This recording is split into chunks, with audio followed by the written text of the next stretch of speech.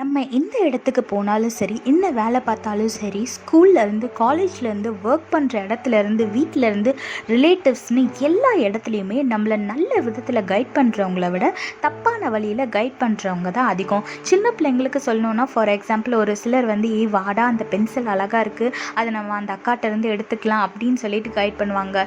இப்போ பார்க்க சின்ன விஷயமா இருந்தாலும் அவங்க பெரிய பசங்களாக வளரும் போது அது வந்து நார்மலைஸ் ஆகிடும். இது என்ன தப்பா எல்லாரும் பண்ணுறது தானே அப்படின்னு நார்மலைஸ் ஆயிரும். அதே மாதிரி பெரியவங்களுக்கு வந்து வாடா இன்னைக்கு பார்ட்டி பண்ணலாம், தண்ணி அடிக்கலாம், சிகரெட் அடிக்கலாம் அப்படின்னு சொல்லிட்டு கூப்பிடுவாங்க. அது வந்து போக போக ஃப்யூச்சரில் அப்படியே அதுவும் நார்மலைஸ் ஆயிரும். எல்லாரும் பண்ணுறது தானே, இதில் என்ன தப்பு இருக்குன்னு.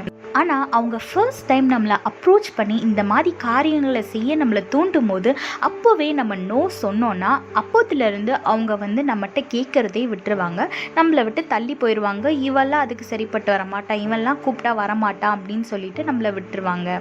வேதத்தில் பாருங்க, யாக்கோபு 4:7 போட்டிருக்கு, ஆகையால் தேவனுக்கு கீழ்ப்படிந்திருங்கள், பிசாசுக்கு எதிர்த்து நில்லுங்கள், அப்பொழுது அவன் உங்களை விட்டு ஓடி போவான்னு வேதத்தில் போட்டிருக்கு. ஆமாங்க, பிசாசுக்கு நம்ம எப்படி எதிர்த்து நிற்கணும்? பிசாசு வந்து நம்மளை வந்து டைரக்டாக வந்து அட்டாக் பண்ண மாட்டான். எப்போவுமே நம்மளை வந்து ஏதாவது ஒரு பாவம் செய்கிறது மூலியமா தூண்டி யாரையாவது அனுப்பி நம்மளை வந்து பாவம் செய்ய வைக்கிறது தான் அவனோட மெயின் கோலே. அதை நம்ம எதிர்த்து நிற்கணும்னா யாரெல்லாம் நம்மளை வந்து அந்த மாதிரி வழிகளுக்கு கூப்பிடுறாங்களோ அவங்க கிட்ட நம்ம ஸ்ட்ராங்காக நோ அப்படின்னு சொன்னாலே நம்ம பிசாசுக்கு எதிர்த்து நிற்கிறதா அர்த்தம். அது மட்டும் இல்லைங்க, அந்த பாவத்துலலாம் இருந்து விலகி இருக்கிறது கர்த்தருக்கு கீழ்ப்படுகிறது.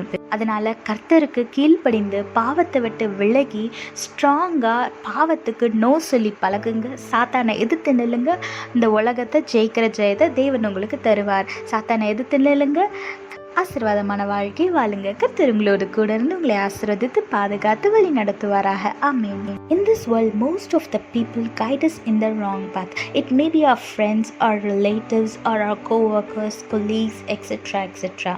For example, your friends will call you to go to the pub and have a party and drink, or take the cigarette, or to steal something like that.